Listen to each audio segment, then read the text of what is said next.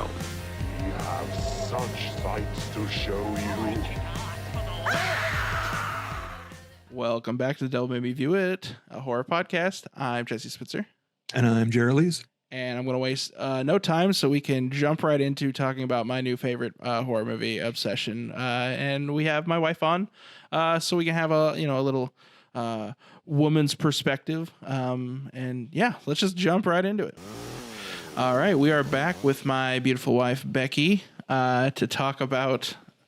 I'm fairly confidently saying that this is going to be my favorite movie of the year. I think I can't imagine it getting topped. We're talking about Obsession, and oh my God, what a movie! I mean, odds are, if you're listening to this, you've probably seen it since everybody and their mother is everyone's gone to see this thing and seen it twice. Yeah. I wish I could have seen it like 4 more times before doing this, because I feel it was supposed to be on digital yesterday, June 2nd. That was the big talk. Oh, is it streaming somewhere? No, it was gonna be. Then they all go, oh, wait a minute, everyone's seeing the theater. It'd be stupid to have it on, that fast. Not yet. And I'm glad they're letting it play in the theaters longer, but I wanted to watch it again before today. Yeah, definitely. I mean, if you haven't seen this, go watch it, because we're gonna be obviously spoiling the crap out of it. But especially if you're listening to this recently to when it's being released, go see it in theaters if you can, because this is such a theater movie. It's great theater watch. Yeah. Great. Yeah. We had some, usually, when I'm in the theater, I don't want commentary from the audience, but we had some great commentary every now and again of just the most absurd moments. But let's I guess we'll start with a little overview of this movie. If you haven't heard of what it is, it's essentially, a story of a guy who has a crush on a girl. He wishes that she would be in love with him, and then the wish ends up coming true in a way, and then the most chaotic movie of all time just happens in front of your eyes, and it's insane. I learned that the budget after I had seen it. I didn't realize it was on such a shoestring budget. It just doesn't feel like a low budget movie at all. Like visually and everything, it feels like a Hollywood produced movie. Yeah, it's very clean. Yeah, and this is a unique movie because it's from Curry Baker, who is a YouTuber. Him and oh God, what's the other guy's name? Oh, Cooper Tomlinson. Yes, the guy who played Awesome. Ian. Yeah. And they are hilarious. They do mostly like sketch comedy. Is another situation where you got sketch comedy world kind of leaking into horror and just lighting everything on fire. And and it's incredible. It just keeps happening, especially with YouTubers. I haven't seen Backrooms yet, but I've heard great things about that. It's another one that came out that's just killing it. But yeah, I kind of wanted to, there's a lot to talk about, just with Obsession and Curry Baker in general. And Milk and Cereal was the short that he had made that was on YouTube, which if you haven't seen that, pause this, go watch that immediately, because it's only an hour long, and it is also fantastic. And after that, watch The Chair, because that is also amazing. Yeah, The Chair I really liked. Yeah, The Chair, definitely. As I was watching it, I was like, oh, I can see like the beginning, the seeds being planted for absolutely for what would eventually go into Obsession. Just check out all these guys. Everything they've done is just been amazing and very fun. But yeah, I've been talking a lot. What do you guys think about just, I guess. I think you said it all. This is good. Okay. We'll sign off. Yeah, that's a great episode. Thanks for everything, guys. Thanks for coming in and watching. Same thing. How did you guys come to find this? Was it the Obsession and then found Milk and Cereal and then the YouTube stuff? 'Cause I didn't know anything about it. I saw the trailer, 3 months ago, and I was like, oh, it's a movie. And it didn't make an impression on me. And then all the press for this one, they had mentioned that Curry Baker was going to get the Chainsaw reboot of that. So, and my initial response is, well, forget him then. He's not, who's this guy? And I get real protective, right? Because every year someone pops out and they say they're going to do Chainsaw and that they can do it better. And I get very protective. So I kind of like went in with like a grudge on my shoulder.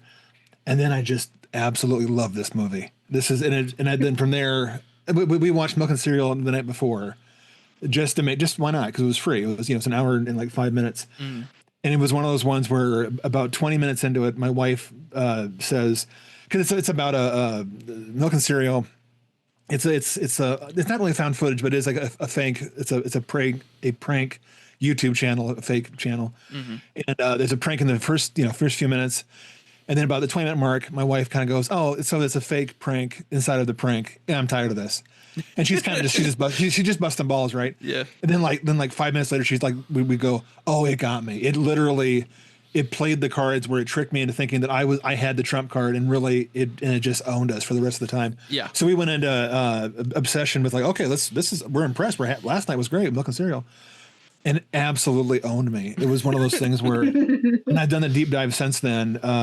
All of It's a Bad Idea, their YouTube channel, which is just funny. It's like sketch stuff. It's really smart, very cinematic. And then I'm going in the background, and okay, the guy's 26. I'm kind of mad at that too, but the movie was so well done, and it was just one of those things. I'm so glad Becky came along to give us a little bit of respectability. Someone has to do it. That point of view, because I was just in a movie that's the monkey paw. And if you were to describe it to someone, they'd go, "Yeah, you make a wish and it goes bad." And I'm like, "Well, yeah, but that's reductive, and there's so much more than that, because you don't know, even if you guess how it's going to end, it is entirely, these are the most real characters I've seen in a movie since." Yeah. And I can't think of the last time where I actually like almost cried because I was so on their side, especially in a horror movie, but even in a non-horror movie. Yeah, it's it's one of those things where it's like the trailer. So I saw the trailer forever ago, and I was like, "Oh, okay, I could tell you exactly what that movie's gonna be." It's gonna be guy makes girl fall in love with him through a wish. And then she's going to be too clingy, so he's going to start to get distant, and then she's going to start getting jealous, and she's going to start killing people, and it might be fun. Sure, I'll give it a go. Or it's going to be she's immediately the devil, right? Like she's going to be a deadite. It's going to be Evil Dead 17. Yeah. Which I would still watch. I would, but then it's not her fault. Then it is just the deadite taking over, and it's just so much more than that. Now, Miss Becky, let's hear what you were. Oh man, I walked out of that movie theater exhausted from just how tense I was the whole time. Just absolutely. Yeah. Just, and I remember at one point just being, so tense like this in my seat, and then just being like, oh, the guy next to me is probably just so annoyed. And I look over and he's like, also like karateing the movie screen. But I walked out of the movie and I was like, wow, that movie was amazingly made. It was so well made, such a great movie. I never want to watch it again because it was just so exhausting and so really just so scary. One of the scariest genuinely movies scary. I think I've that I've watched in a long time. But the further away I get from watching it, the more I kind of want to go back and watch it again. Yeah, 100%. And I think that's kind of part of the character and the fun part of this movie is that it just keeps you wanting more. And I love just like the small little things all throughout it that make it different, because it easily could have been, oh yeah, she gets too attached and he gets distant, like you were saying, and this and that. It could have easily been that, and it just wasn't. And I love that so much. Yeah, it was completely unique with a premise that has so been done a billion times before. They do it in such a unique way. I remember at the end of the movie, I was also very tense, and I was clenching the rim of my popcorn bucket so tightly that it was like the shape of a snow cone by the end of it. Like, I went to a point where I was holding it. But yeah, it's so cool that you can take a premise like this and then make it just crank it up to 11 the entire time, but also it's and it is exhausting. It's like but it never feels like unearned or it's still clever and it's funny through the whole time as well.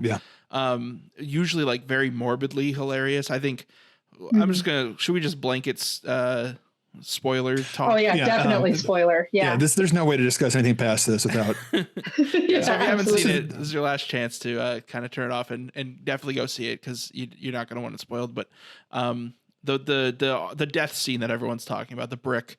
Oh jeez. Is so the brick. So funny. It was so like it's just so intense and immediate, and it goes on for way longer than it ever needs to. And that's the thing is it's also the only time during it that I knew it was gonna happen.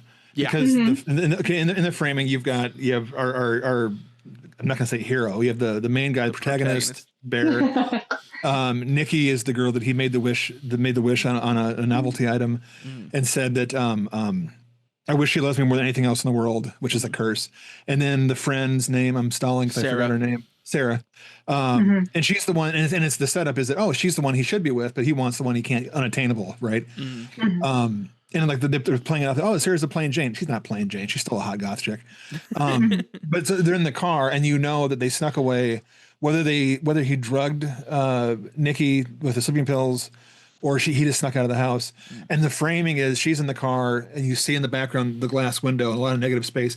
Like Nikki's coming from that shot. It's framed just so you know it's going to be there. Yep. And I remember thinking, this is going to be, she's going to come up and like either pop up in the window, but then she pops up with the brick and just smashes her head through the glass with the brick, kills. There's more than killing. She erases Sarah's face. Yeah. And it's shot so. And even though I know it's coming, I jumped out of my fucking seat. Yeah. Because I was just like, this is, and it's just that's to make a jump scare when they're showing you I'm gonna jump right here, and you're still gonna jump out of your seat. That is the scene. And talent. It is shot so frankly too. Like it's just it's not shot in any way it's just like you're on one shot and it's just so what happens is she has one hand has a brick up against the steering wheel, and then with her other hand she grabs onto Sarah's head and just keeps smashing her over and over and over again. And at first you hear the screams, and then eventually it's just beep beep beep beep, and Bear then it's just meat. Yeah. Bear is completely just shocked, not making a noise. So it really is just like you're just watching this woman mash potatoes into this and it is gruesome and disgusting, but like and it just goes on for way too long. Apparently it was cut shorter, like it was even longer in the original cut, which I want to see because that sounds hilarious. That's so crazy. That's so crazy to me. But yeah, he takes and it happens on a moment where Sarah's kind of confessed her feelings, and you kind of have hope because maybe you're thinking, maybe because everyone gets one wish, and it's just long enough. You're thinking, if he gives the wish to her, Sarah, maybe she'll free him and free her, and I'll be good. And then the mashed potato meat sauce, So it's it's weird because it's very sad. It's sad and it's funny because it goes on so long, and it's scary, and it's horrifying because again, it's the actress who's gonna get. Oh my God, Indy Neveretti. I'm tired already of everyone saying Oscar for her because that's kind of reductive of like, all she wants to do is this award. She's got a career made. Yeah. This is Jamie Lee in the first Halloween. Yeah. This is as big a debut, and she's been around. She's been in 13 Reasons Why. She was in, and I never watched Superman and Lois. And then actually I never noticed her in it because I watched a couple episodes. I'm a nerd, I know. But she's set. She's gonna whatever she does next. But don't mention the Oscar because she's gonna have a whole career. They give Oscars Jamie Lee Curtis like 40 years later. They won't give it to her for this. Yeah. Well, the facial acting that she does in this movie it's unparalleled to so many. It's just amazing. It's absolutely amazing. And honestly, what's wild is a lot of it you can't see because of the shadowing that they used and the makeup that they used. It was just really. It was so creative, but she still was able to project her crazy facial expressions through the shadows, through the makeup. And Jesse actually showed me a picture of the makeup that they had her wearing when she was backlit. And it was insane and so unsettling. And I can see exactly, you know, where they put the shadows, and it's almost similar to like old age makeup. They put the shadows to just really like accentuate the crevices of her face naturally. And then they made like her pupils look huge by putting black eyeliner on just where her pupils are on her eyelids. And then they added white eyeliner on her eyes where the whites of her eyes would be, just to make her eyes look huge with that backlighting. And it's only from across the room when she's watching him sleep. And I wouldn't have thought to do that. Yeah. I mean, and no one's looking for it. They're just going, she's so creepy. Because I want to watch it again, not only for the craft of it, because everything, the whole making of this thing is he's been doing, Curry's been doing nonstop press for this thing the whole time. So he's talking about all his pre-visuals, all the pre-planning, all the storyboards, which is why it looks so good, is because he would go out and he pre-edited it. He pre-shot it on his phone. There's an app he had. So he knew what he was going to shoot. He picked his shots. He knew how he was going to edit it. So when he was shooting, he didn't have to waste, because time is money. You're paying for your crew. He just had to shoot what he'd already planned on doing. So he knew what to get. So all that's perfect. But then I want to watch it for the craft of her performance, because she's acting like 5 things at the same time. Yeah. You know, she's playing it, that she's in love with him and everything's fine. And then at one point she's also playing that she's terrified she's going to lose him. She's also playing at the same time that she's trapped inside of her. And she's also playing it just blissful, happy, which any one of those things would work. But she's playing it there's times where you start talking about it, you start mimicking it. And I'm in no way making fun nor trying to do it. But I'm like, she's sitting here and she's lying to him saying, oh, everything's fine. But she's absolutely telling the back row of the theater it's not fine. And then just the confidence, and it's just you want to watch it again just for the craft. I mean, it's unsettling as all get out. And what's really incredible too is if you take her performance out, there isn't, like, everybody else was incredible as well. Like, it's just you know, her performance was so she had so much to work with and stuff, and it really is, it's her ability to just completely shift on a dime to where she'll be like screaming like, tell me you love me, and then you know, and he says he loves you, and he's like, oh, thanks, Bear, and then just like walks away just like all cheery. It's just like it is so upsetting and so terrifying. I can't stop I can't stop mimicking the scene in the restaurant when he first confronts her and is like, hey, does your dad really have cancer? And she's just like, no. Like, it's just like, don't do that. Yeah. It's terrifying. It's like full, like, bone chilling. It's like Jim Carrey almost. But yeah. If you change the soundtrack and the setup, that would be very funny. Yeah. I mean, this could be one of their sketches where she's going to rewrite the whole thing, but that scene is so uncomfortable. For mine was, he's going to get up to leave the bed, right? And this is when my shoulders went up and I never let him down. I think my cheap little watch has a link to my phone. So if someone texts me, it lights up and tells me what it is, right? Somewhere in there, my phone went off. So I was just, put my hand over it. And I realized an hour later, my hand's still over my watch. That I don't want someone else to like be annoyed by, but I hadn't taken it away. Yeah. But they're laying in bed. He's going to get up and she just screams no. Yeah. And then he's like, oh, okay. And I was just like, oh, that's insane. That is so unsettling of like, you can't, I just have to go pee, you know? And I'm like, it wasn't like, and then the duct tape on the door thing. Yeah. It was all, but it was so funny, but also it was played in a comedy. It'd be like, oh, I can't leave now. Duct tape, got to stay here. But in this one, it's just like, and what's he have to do? He has to just pull on the door. And she's just like, and then and it's, they know the real estate of time to just let him do, because it could have just been, you could have cut to an outside shot. He opens the door and we see the tendrils of duct tape. But then when she goes, just wait there. And then it's so funny. And I forgot about it right now because there's so much good in this movie. Then it shows her feet where she pees herself. And it's like, okay, that's again, that snippet would be funny. But in this movie, you're like, I'm bawling my eyes out because she's a puppy. She can't leave. She's trapped by this wish, by this guy that doesn't care about her at all. He just wants the unattainable, absolutely objectifying her. And you come back, and then to top it off, she's puked on herself. Yeah. And it's just like, this is not, It's and horrendous. you're upset, and I feel bad watching because she sells it the whole way. But yeah, the whole cast is great. Andy Richter for no reason Yes. as the guy, and I'm like, oh, he's gonna be happy. And he's just like, no, he's a guy. And then they mention he has a gun in the office. Yeah, I believe that. And then there's a gun in the whole thing. Cooper. I was gonna say I loved Andy talking about what a Karen is. Like, it's like, isn't that what a Karen is? Isn't that what's supposed to be? Like, no, you can't say Karen. Oh man. Oh geez. But then Cooper Tomlinson as Ian, the buddy, he is usually such a straight man, and all and at the time I just know him from Milk and Cereal, and he was a great Milk and Cereal. He is the reason Milk and Cereal works so well. I have to wonder if in the writing stages was Curry planning on playing Bear, because through all I could see him playing that character. I'm glad they got the guy, the Michael guy, because he's absolutely great. He plays it off.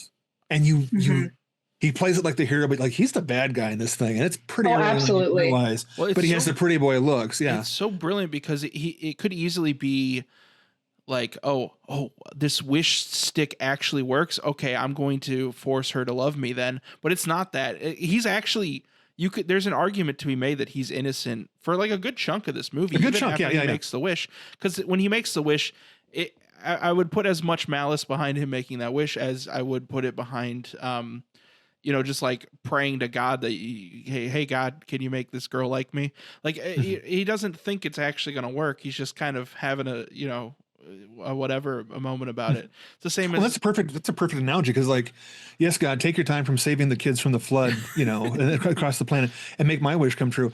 And when he makes the wish, it's right after he had his shot. He just had any sort of like gumption, and it wasn't like, because there's a moment, and they never say that if Nikki, because there's an interview with Never Ready, that because the whole movie's from Bear's point of view, they never played it off that she might have a chance. They might have a chance because it's supposed to be. It's never worked that way. So it wasn't planned that way. But he could have been a good guy many points past that. Yeah. And like somewhere in the restaurant when he starts calling her about, is your dad sick? Like it could have been a good guy kind of thing. But by the time you get to the party, he's full on. And then that's when I was going, oh, this is when it opened up for me. Because it was Ian's character saying, this looks bad. It's like she's going through this, and then you're using her, or she's using you, and it's all the embarrassing kind of thing. And then it's like, oh, this isn't a fun little not mind control, like a possession story. This has got so much to it. Yeah. About this guy who just, taking advantage of breaking a stick. Yeah, really. There's so much meat.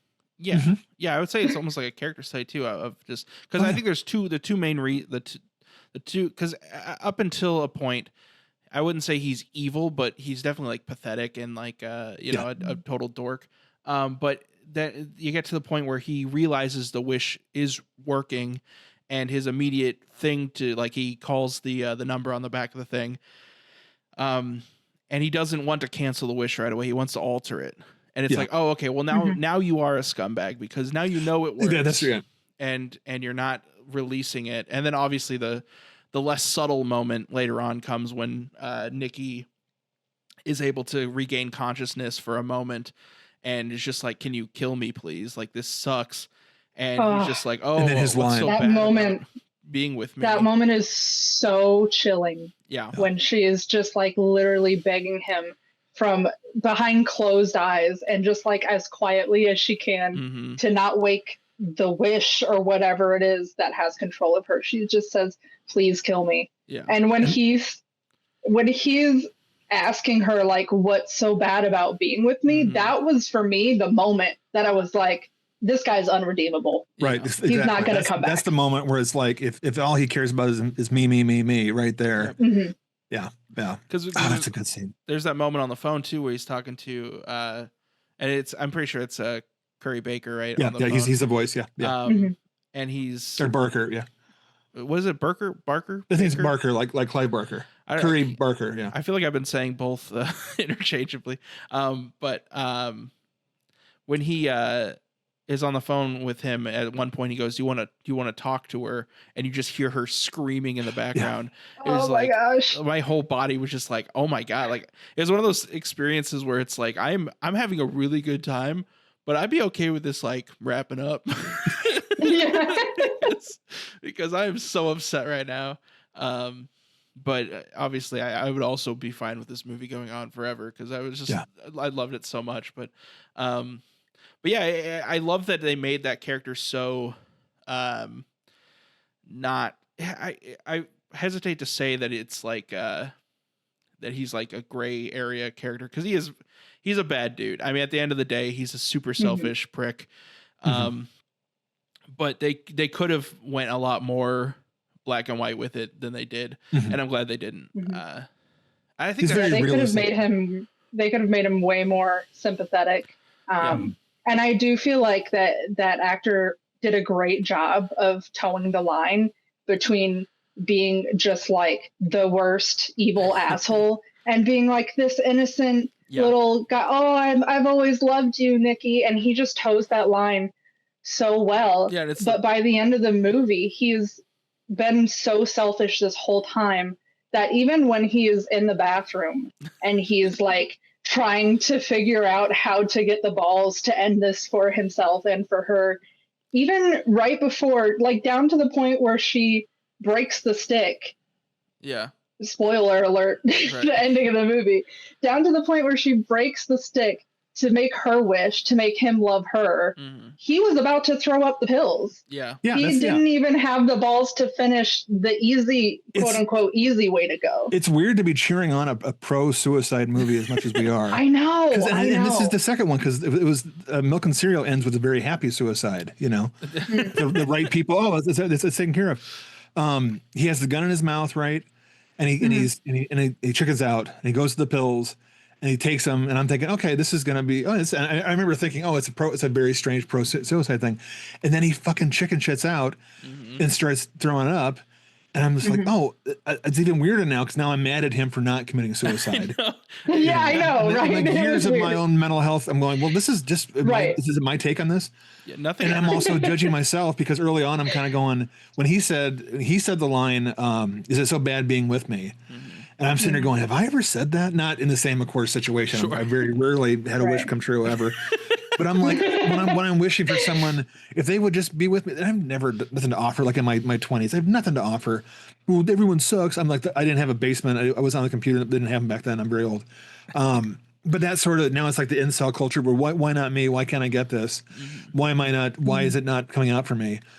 So I'm kind of like, oh yeah, he sucks. But then I'm also analyzing myself going, I've got those tendencies. I kind of everyone watching it, who's not a complete egotist is probably saying, "Oh, I suck too," you know. Right. But that ending, as far as just playing your heartstrings, which again, a horror movie should be playing what's scary, what's loud, and ooh, look a knife.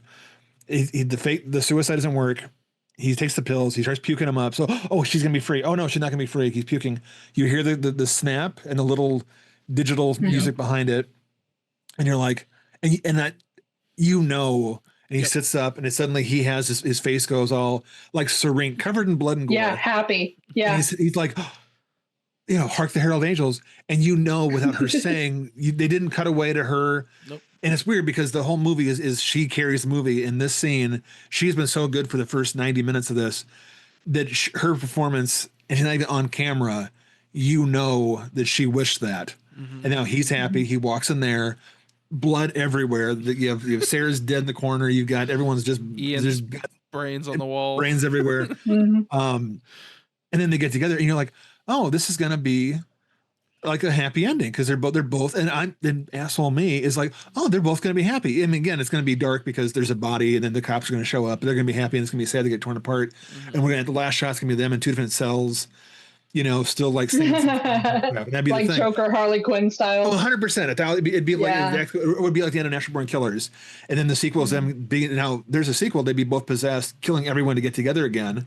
That's a Hollywood movie, but yeah, it would be. That's what I'm thinking, and I wasn't trying to get ahead of it. I'm like going, this is about to be. This is where it's going to go, and I think at least for me that Barker played me to think that because they had him puke up some of the pills. But then they're holding each other and it's happy and they're playing it like they're happy. And then he just starts dying. Yeah. And she's freaking out. She's sad. And I'm like, the pills are okay. So he's not going to do it. And I'm just, this is kind of sad because then he's laying there inert. And I'm like, and right right when I'm thinking, oh well, if he does die, does it mean she's free? And then just a beat later, but she doesn't just snap. Man, that's a full on. I mean, I don't know how they would have cued that if in the dead zone in Cronenberg's The Dead Zone when Christopher Walken has like a mental flash, Cronenberg has a blank like a revolver off stage. So when you see Walken flinching, it's because Cronenberg's firing a gun off camera. There's no audio, so you make him react. At this point, the actress is just she's a god. Doesn't need someone else to do something. But that snap, I felt that in my marrow, like in my like my hip, the whatever bones I have that are still working at my age. A lot of old guy jokes because she's just goes from being like, oh, I'm so sad to and screaming, and it's just and it goes on. And in my head, she's still screaming right now. I don't know how this thing ends. Yeah, but that's the performance. It's just that's I don't want to experience that again, but I want to watch it trepidatiously to marvel at the acting of this and then the choreography of what was here. Why did it work so well? Oh, so good. Well, yeah, the ending in general is just so impressive because it almost dares you to predict what's going to happen, and it just keeps getting worse. Like I remember watching it, I'm just like, oh, okay, he's going to kill himself. Like that's kind of dark, but it's like, oh no, he doesn't have the balls to kill himself. Like, what's going to happen? Oh, she made the wish. Okay, so they're going to live happily ever after. Oh no, he's now dying, so it's going to be like Shakespeare. She's going to kill herself. No, that's what I thought too. I thought too. it just keeps getting worse, and then it just leaves you. It just leaves you. The movie's over. Enjoy your drive home. Like it's just like it was so abrupt. Yeah. Oh yeah. But absolutely earned. It was not, there's not a moment. Yes, very. There's not a moment here where it's like there's no surprise where it's like, oh, that's cheap. This is everything was so well done. But yeah, I want to see this cast come back and do. I want to just have it be like a American Horror Story where the same actors come back and do the next story. Like the Horror Breakfast Club, or what was that? The Brat Pack. The Brat Pack. Well, we had the Splat Pack a couple years ago, but yeah. This is just and then someone pointed out I didn't do a whole lot of deep dive because people weren't arguing online. It was all very but then they go, well, what about there's $1 billion sitting there? That's gonna make so the cops gonna show up, there's $1 billion over there from Ian's house, and so that's gonna ruin the whole thing. They're gonna think it's gonna be a sex like a prostitution thing or some bullshit. And then the one below goes, the money disappeared. He died. The wish is broken. You're right. I'm just like I love when the art and no one gives a shit about that. Just these two guys arguing on something. Yeah. And I'm like, that was the quickest fight I've ever seen in my life. Where that's a very good point. And so one too. Yeah. Yeah.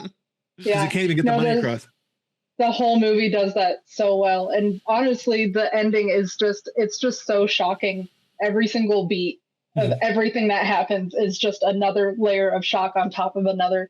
And the further we get from the movie, the more we're thinking about it. And the more we're like, oh, this was like this because this. And like Jesse even brought up something like, oh, I remember thinking it looked like she was wearing a wig in that final scene. Yeah. And I thought that was really strange that they would just suddenly have her in a wig. And he realized that she was wearing Sarah's hair. Yeah. Sarah's I realized hair. that like 5 days later. Yeah, me too. Which is, awful. Which it makes sense because she had dressed herself and like drawn the little tattoos on herself and was impersonating Sarah like, oh, do you love me now? Now I'm the woman that you love. Yeah. And then the whole time she has her scalp on her scalp. Which I think, and then absolutely terrifying. I think that it really, I think a lot of people overlook how sad of a movie this is for the entity as well. Because this entity is entirely designed to love this guy, and he can't love her back the way that she loves him. It's physically impossible. And her desperation for that love of just like, I can't be Nikki. Like, that's a heartbreaking scene where she's just like, I can't, as much as I want to, be everything you want me to be, I can't. And then like, it's even further heartbreaking when it's just like, okay, well, if me being Nikki isn't enough for you and you love Sarah, so I'll just be Sarah for you now. And it's just like, it's so sad. Everybody in this movie is so, endlessly destroyed, all because of Bear and his selfishness. And it's kind of crazy to see a character who, on the surface is so, is also a victim in a way. You know, he is a victim of this super abusive relationship that he's brought it on himself. Yeah. But it's so interesting to see that, see a character that's so self-destructive and destructive and a victim and the person that's making everyone else into a victim.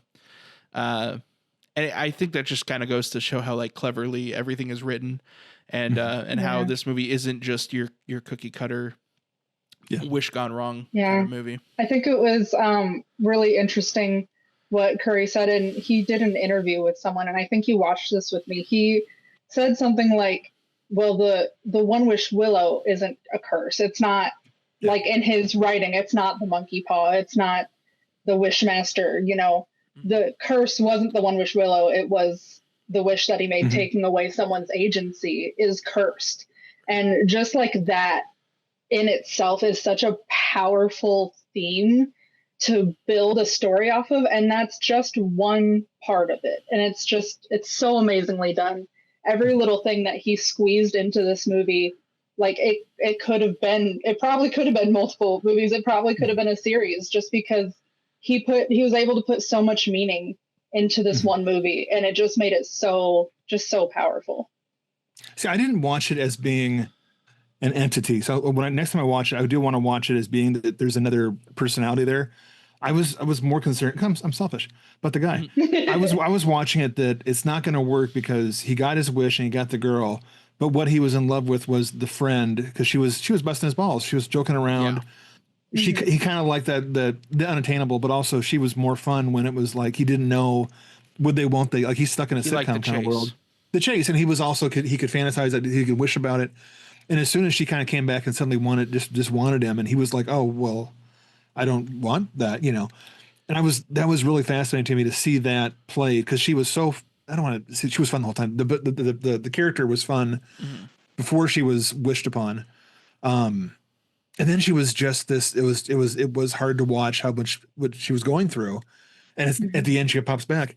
I think the dating montage kind of shows that as well, where she is more into him at every given moment than what they're doing together. And he kind of tries to, like they're watching a movie and she's just staring at him, and he keeps having to like draw her attention back to the movie, where it's he like physically holds her head. Holds it, and then she does, yeah. I think that all feeds into that idea too of like, you know, I don't want somebody who's infatuated with me. I wanted Nikki, you know, and he can't have Nikki because the Nikki he wants is the Nikki doesn't want him. So then he gets the version he can get.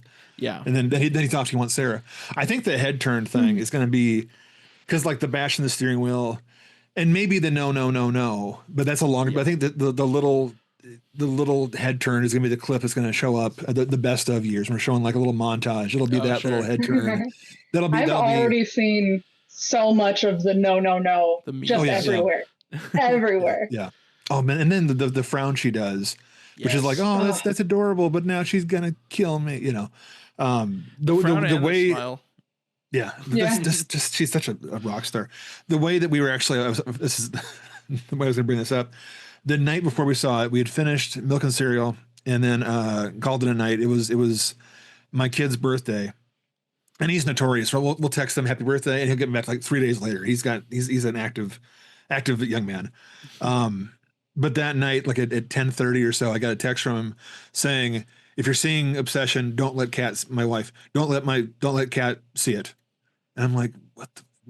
Why?" Because we hadn't seen it yet. So I'm like, "Is there?"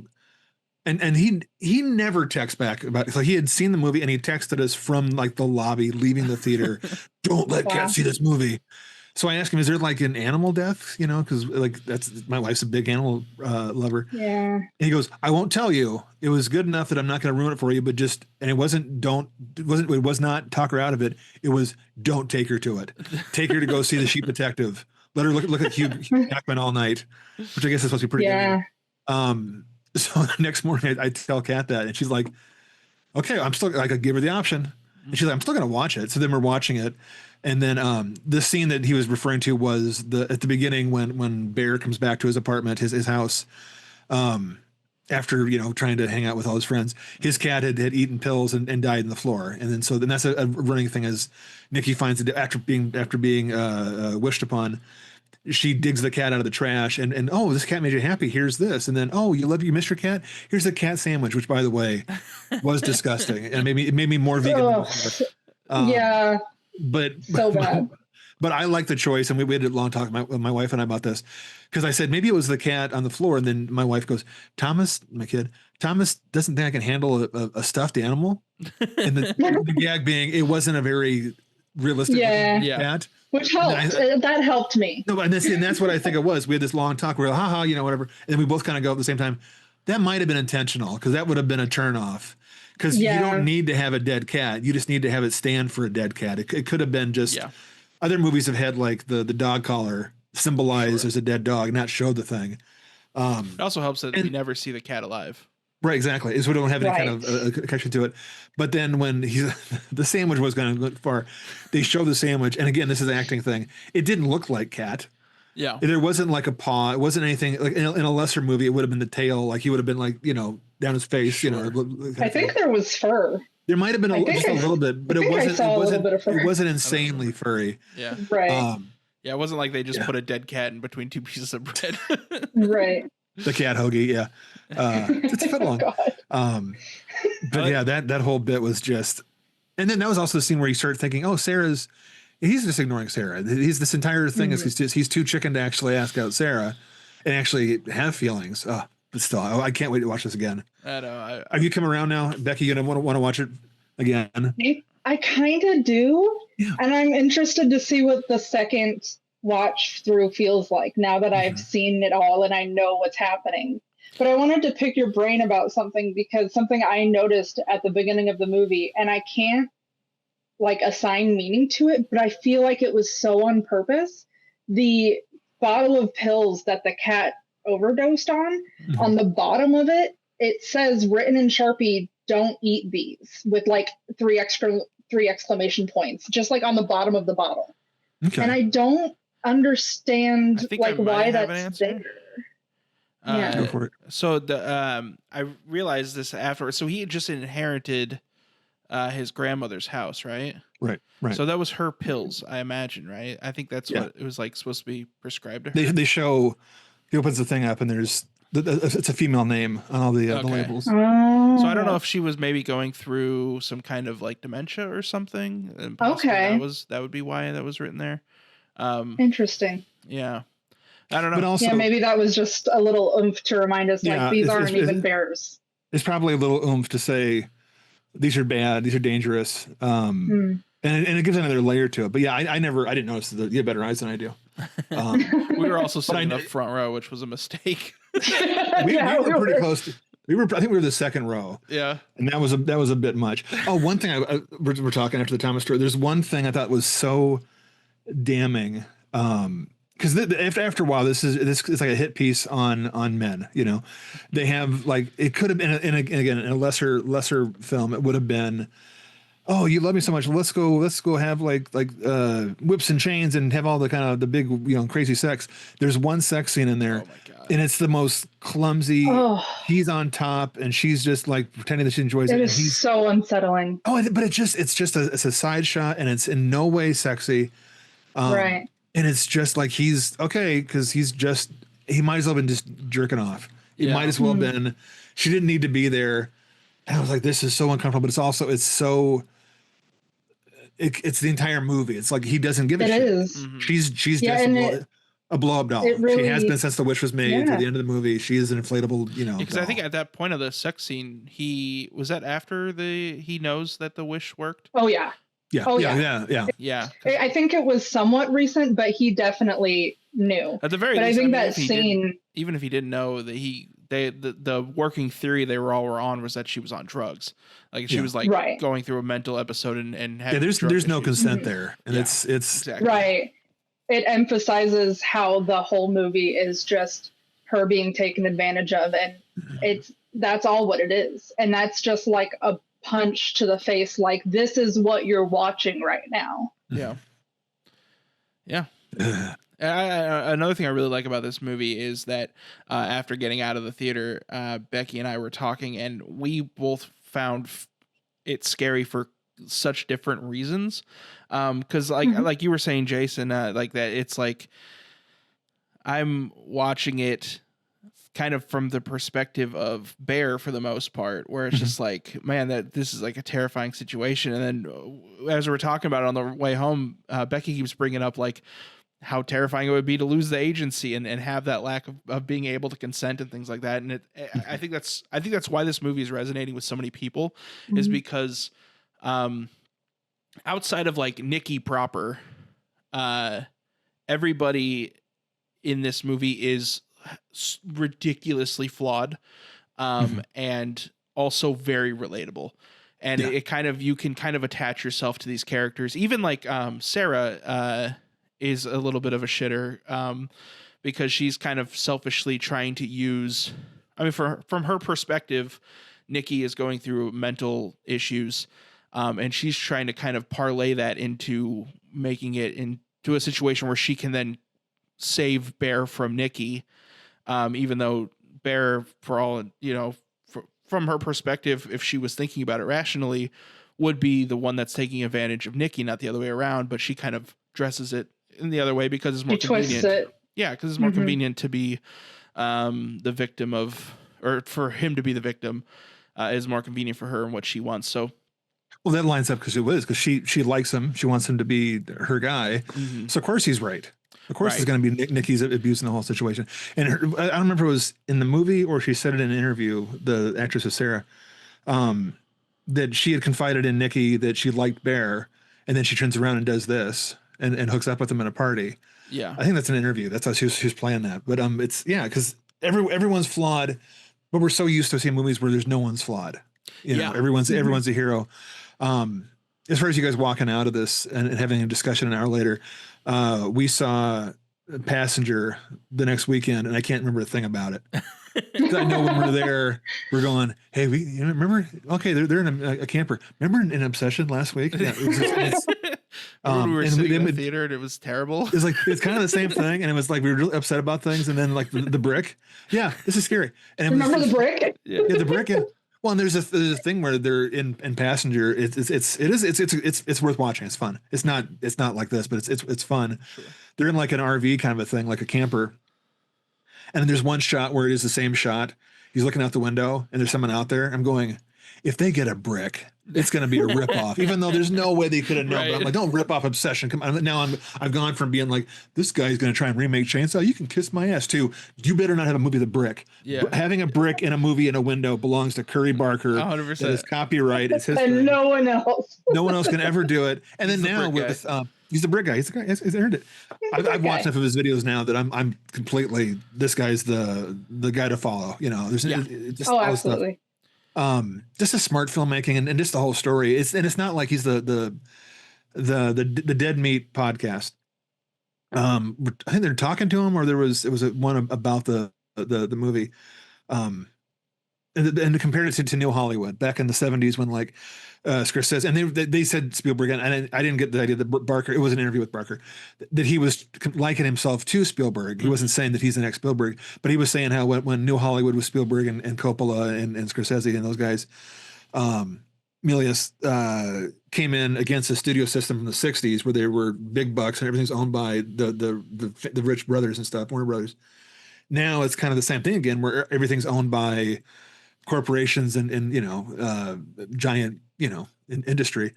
These little guys being in YouTube videos is very much like New Hollywood back then, coming out of Roger Corman. So it's kind of the same thing. It's very exciting. And this is the guy leading the way, Curry. And for that matter, we mentioned it before, the Bric-a-Brac guys. Is that the right name? The Rocka. I was not close at all. It was both baby words. I don't know what they sounds, yeah. It was the Google Gaga guy from Down Under. But those guys, I mean, Talk to Me. Yep.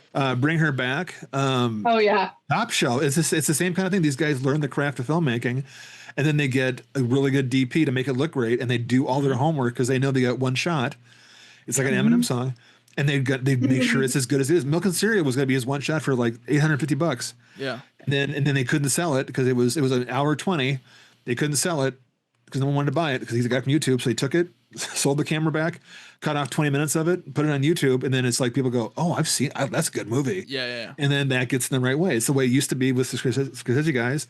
They make a short film, they put it in festivals, and they mail it out. People can watch it. And then someone eventually goes, yeah, I'll give him, some money. Yeah, it's happening. It's happening a lot too. You got I can't remember his name, but the Backrooms guy I mentioned earlier, Kane Parsons. Yes. I think? Yep. Yeah. You got Chris Stuckman with Shelby Oaks was less successful, but it's still really good.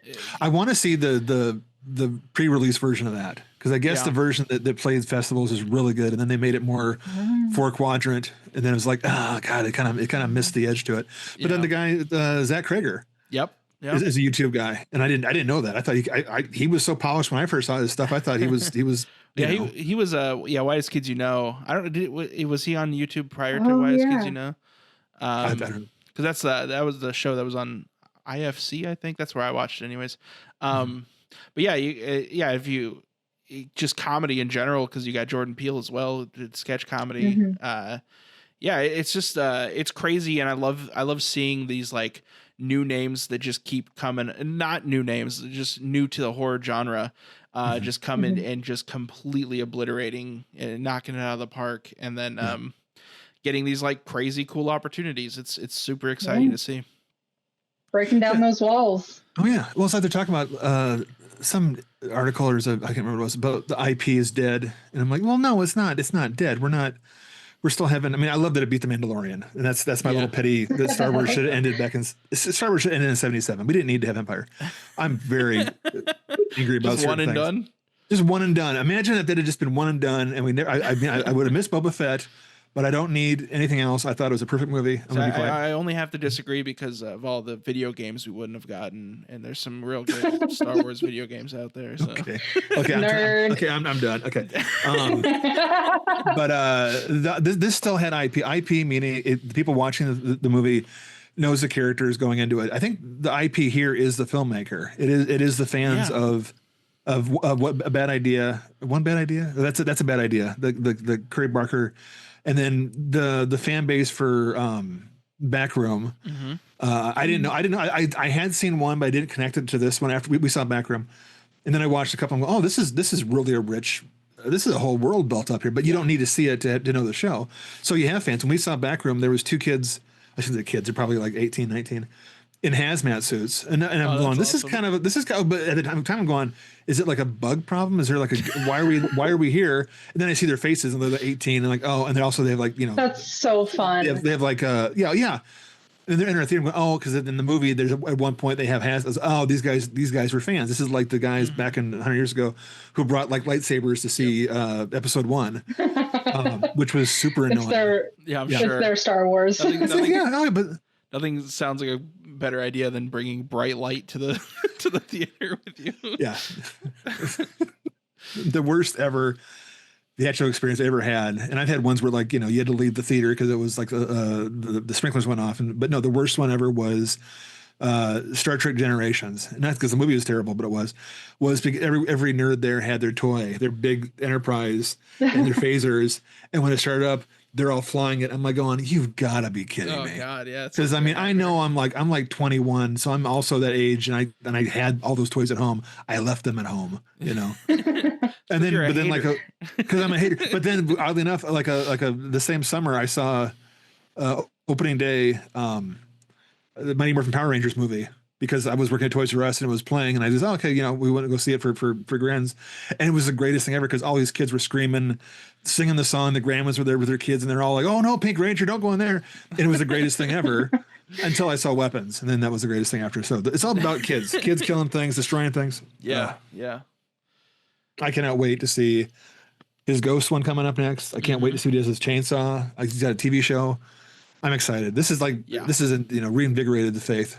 He's gonna be. I always talk about like the modern Mount Rushmore of horror, and the 2 that are always on it for me are Ari Aster and Edgar's, and I think I can see him having a permanent spot if he just keeps doing what he's doing. Because I'm gonna be very surprised if this isn't my number 1 movie at the end of the year when we do our top 10. going through the calendar, you mentioned that. I mean, I don't know what's coming up. There's another Evil Dead. Yeah. Werewolf. But Werewolf could be. That's the one that has the most potential. Could be good. Could be good. I'm not saying it won't be good, but I'm saying it's charged topping this thing. Yeah. I don't even know. It's going to be hard. Because is there any? What else is coming up this year? I mean, maybe not on theater, but like Peacock's going to have the Crystal Lake prequel. Oh yeah, I forgot about and then Resident Evil. Is that this year? Or is that next year? I think that's next year. It might be next year still. It might be far enough out. Yeah, the Krager one. But I don't know anything else on the radar. And this is gonna be like an obvious thing. Maybe it is Evil. Is Evil Dead? That's this year though, isn't it? Yeah, that's coming out this summer. Next month. So that yeah. Oh, okay. And He-Man could still win. He-Man did look pretty fun. Although it does look fun. I wish they committed to the voice, the Skeletor voice. But he's still alive. Put him in there, you know. Yeah, like Alan Oppenheimer. He was on. I saw a picture of him on like the Skeletor throne. I'm like, he's alive. That's awesome. Jared Leto can get the hell out. Put them in there, you know. Yeah. There's got to be all that movie has to have for me to work is at one point Skeletor has to like tell you something stupid and then run off. Yeah, he has to draw. He has to do the meme. Do the meme. He's got to do the meme. That's all I want right now. If you're gonna take the voice out, at least do the meme. Yeah. There was actually a ton of really good trailers. It's been a while since I've been in theaters, so I haven't had my finger on the pulse of movies. But you could also tell that this movie is hitting so many different audiences because of the diversity of the trailers. Because there was like a romantic comedy in there was like some action movies, some mafia movies, a bunch of horror movies. So I think they kind of are just like, oh, everyone's gonna go see this. We need to advertise to everybody. Everybody out there, yeah. The only people I don't imagine seeing in too many of these theaters are children. Although I did see a really funny tweet of somebody saying something like they heard a child behind them while they were watching it just whisper to their parents, "Why did you bring me to this?" No, that was Becky next to you. Yeah. Oh my god. Yeah. I don't care if people get their head chopped off on screen, but the rest of this that kid's gonna be messed up. Yeah. You know, okay. So how do I ask a girl out? Death. Yeah. Well, just the cuddling and the no. Yeah. And then you can't trust anyone. Oh, one thing we didn't mention the party scene with the oh my god. The Jenga thing. Yeah. And then, I mean, I've never seen, as far as the most uncomfortable I've been is when, okay, you kissed a girl to your left. And I'm like, that's what I'm expecting the brick to the face. Because there's and she just grabs a chair and she just pulls it back so slow. It's so and I'm like, long. oh my God. Because the whole time I'm going, is she going to, like, just a slap? I know it's too. I thought she was going to snap her neck, I swear. But I was like, she's going to snap her neck. And I get accused of overthinking things. But like it's too early in the movie. She can't kill him now because if she kills him, then it's not the same movie, and we're gonna ruin the whole deliciousness. But it pulls back, and she sits there, and I'm like, this is so much worse than if she pulled out a gun. And then I'm like, okay, we're not, and then we're done. On to the next scene, and then she grabs the Jenga piece. And just bam! It's the same motion as when she laid down with the brick. It's a bottle, isn't it? She like breaks a bottle. Yeah, and she like okay. I think it is. Herself. I'm thinking brick still because it's a Perry Barker movie. Right. But then we should have autographed. Then they go to the hospital, and she won't get out of the car. Mm-hmm. And they don't waste time going in the hospital. Why pay for it? We don't need. There's no information coming across. All we have to do is show that he tried to get her help. Yeah, but he didn't try that hard. Right. Because the nurse is outside going, what can I, if she won't come out of the car, I can't talk, I can't do anything. He's like, well, I guess I'll bring her home. I guess I'll bring her home because, it was a good kiss there. Oh, geez.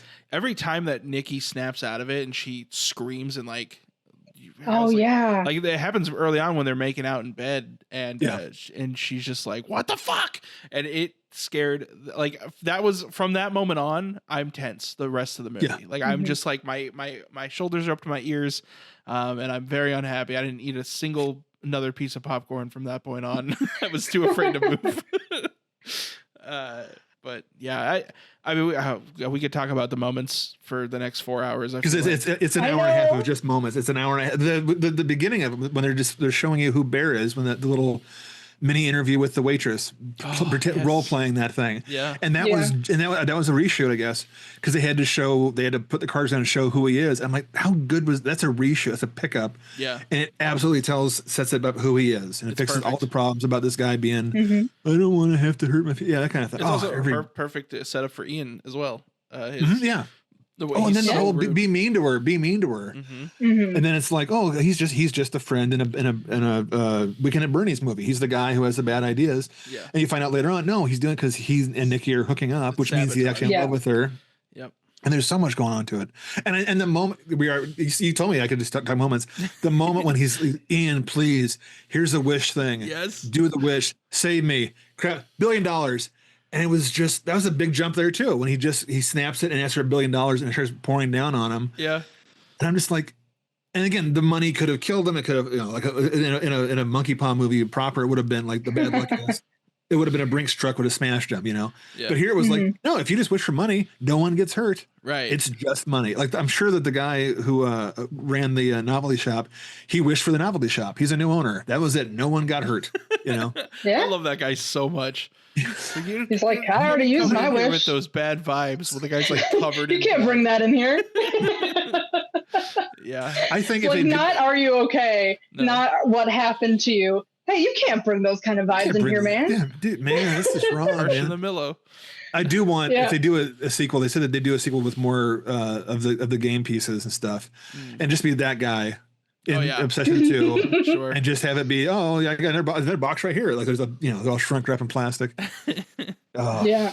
But I so badly want to know like the answers to the questions that the movie didn't touch because they didn't have to. But like, what is the One Wish Willow? What was the real Nikki seeing when she snapped like that and screamed?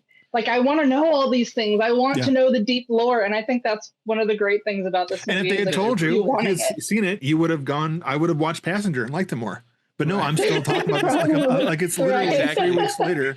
I want to know. The movie makes you want to know by not telling you. Like, it's just, which is the absolute right call. See, and that's the thing.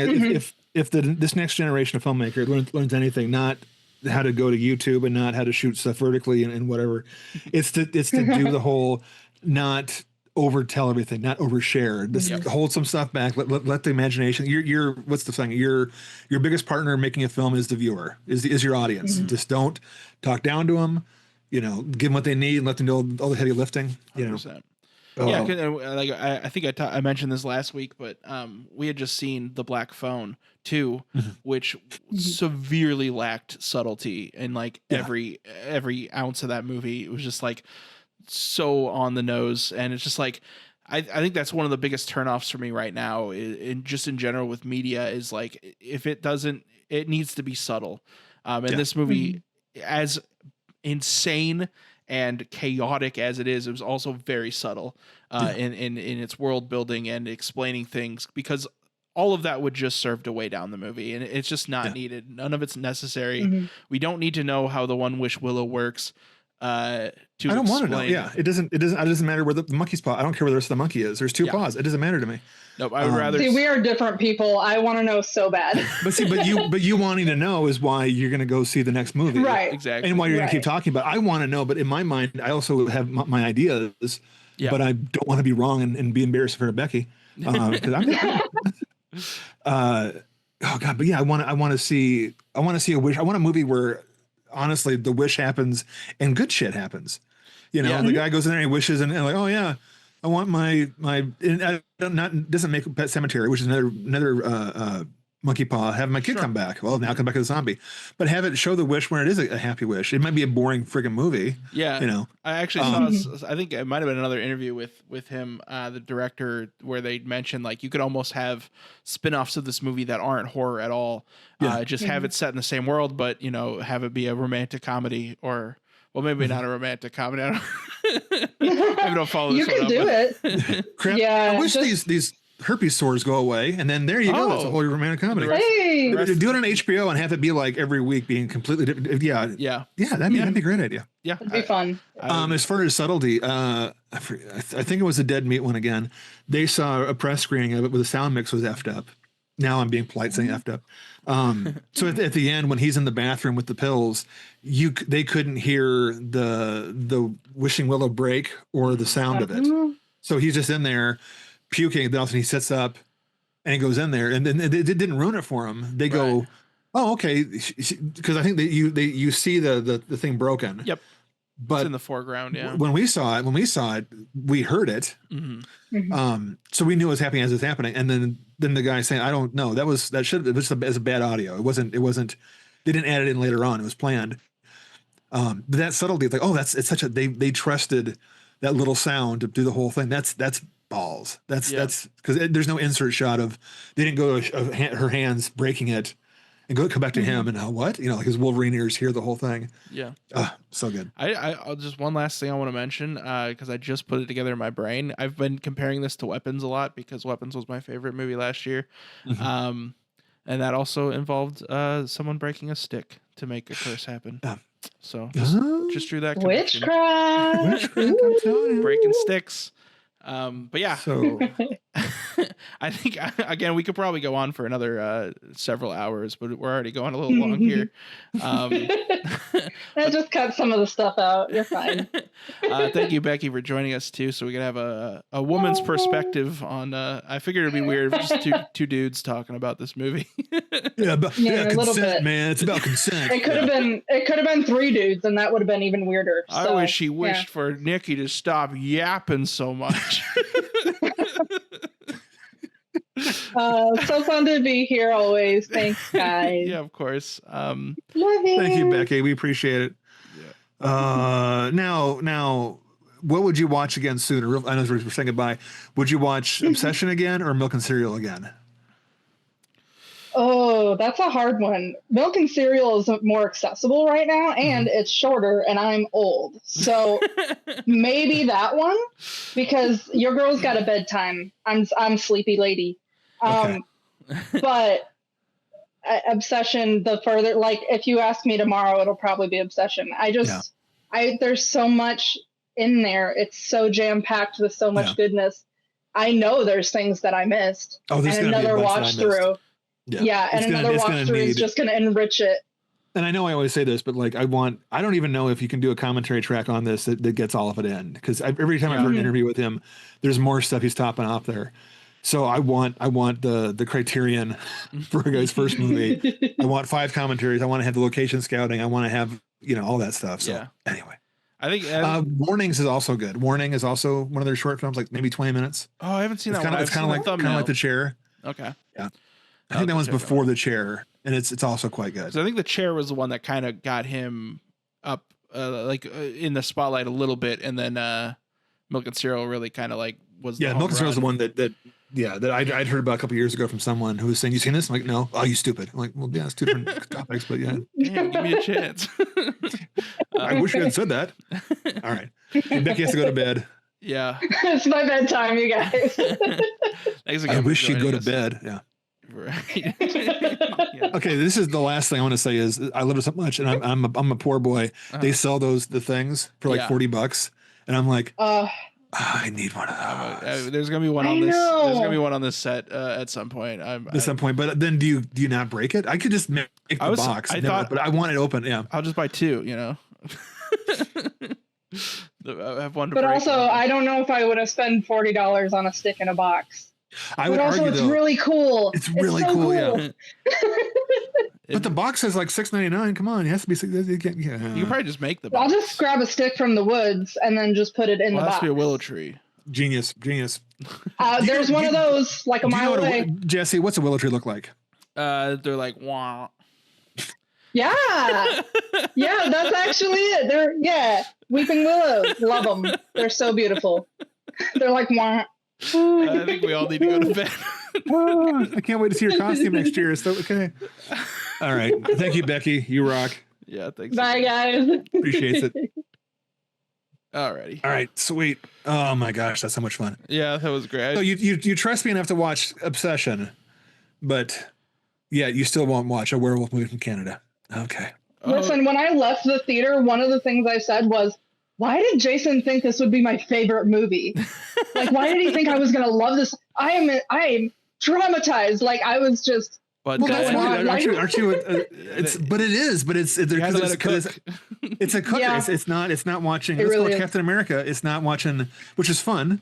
But it's one of those ones where like this is what film should be. This is what we're doing. This whole thing is to discuss this kind of crap.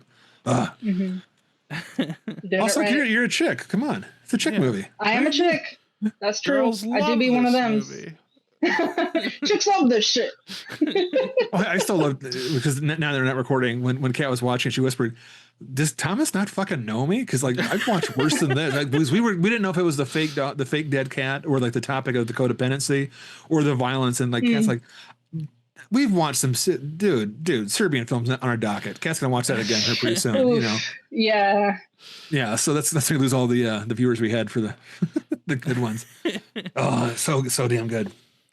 I just hope he doesn't like fuck it up and do something really shitty next. Yeah. I know.